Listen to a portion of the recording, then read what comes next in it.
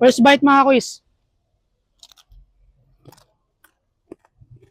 Itong pagkain na to ay talaga naman napakasarap at hindi naman natin maitatanggi na isa ito sa ating hinahanap-hanap. Sa taglay na lasa nito napakalinamnam na talaga naman napakasarap at nakakatakam. At ang pagkain na to ay walang iba kundi ang sisig. At ngayong araw samahan niyo kong puntahan at pasyalan yung sisigan na baguhan pa lang pero talaga namang pinipilahan na. At walang iba kundi sa Inday Sisig Corner. At hindi naman lingid sa kalaman nyo mga kuys, si Kuya Melo nyo ay isa palang proud Kapampangan. At itong sisig ay nakatatak na talaga sa aming mga Kapampangan. At bilang isang Kapampangan mga kuys, itong Inday Sisig Corner ay talaga namang marerekomenda ko sa inyo na dapat nyo testingin. Bossy, magandang gabi po, boss. Bossing, magandang gabi po.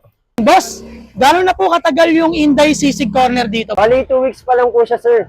Bossing, bukod sa sisig, ano pa ba yung pwede nilang matikman dito? Bali, sir, meron din po kaming ina-avail na dinakdakan at meron din naman po kaming with rice na service po. Yung small po, 65, yung medium, 85, then yung large, 120 sa with rice na. Saan po ba located to Inday Sisig Corner? Located po siya mismo sa Barangay Pag-asa, Asinan. Ang landmark po natin ay dito mismo sa Barangay ng Asinan. Bali po, open po kami ng 6 p.m. hanggang 12 a.m. ng madaling araw po. At bukod dito sa sisig mga kus, marerekomenda ko din yung kanilang dinakdakan na talaga naman nakakatakam. Na hindi lang pang ulam, pwede din pang pulutan. Konting history muna tayo mga kus. Ang sisig ay nanggaling o nagmula talaga sa culinary capital of the Philippines at walang iba kundi sa Pampanga. At ito'y original recipe ni Ma'am Lucia Cunanan. O mas kilala na natin ngayong Aling Lusing. At sa katagalan, naging popular dish na to ng mga Kapampangan. So yun mga kus, another day, another food tripan na naman tayo. Finally, nandito na tayo sa Inday Sisig Corner. At tagal ko na rin gustong puntahan to mga quiz. And finally, nandito na tayo. So, huwag na natin patagalin to mga quiz. Tikman na natin to. Kain po. Sa unang tikman pala natin itong kanilang sisig with rice na halagang 65 pesos. So, testingin natin muna mga quiz itong balat. Grabe o, tingnan nyo. First bite mga quiz. Panalo. Ay, lutong. Dinig nyo ba mga quiz? Try naman natin itong kanilang sisig with rice. Grabe mga kuys, tingnan nyo. Wow! Panalo. Grabe, sarap. Promise mga kuys, masarap talaga. Panalo.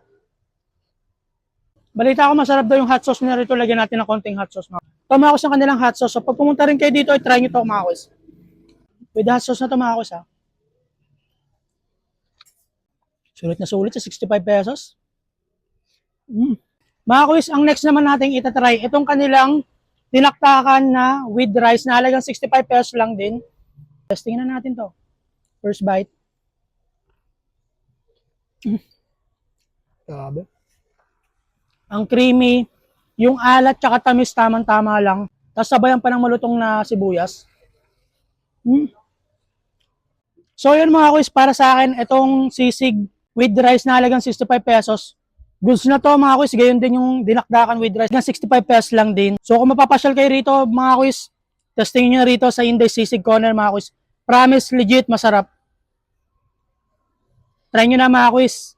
At ako'y pufood trip muna dito. Grabe, panalo talaga.